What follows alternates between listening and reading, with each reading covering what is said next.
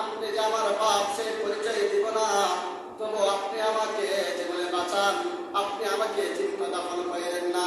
ওই নিষ্ঠুর বাবা তার মেয়ের কথাগুলো না শুনেও তাকে জীবিত দাফন করে দিল। দেখেন জীবিত দাফন করলো মেয়েটাকে।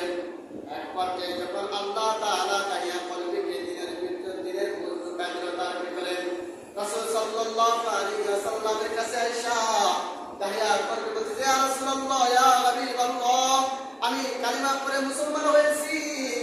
তাহিয়া কলবির পূর্বের কুকর্মগুলো রাসূল সাল্লাল্লাহু আলাইহি ওয়াসাল্লামের কাছে পেশ করলো।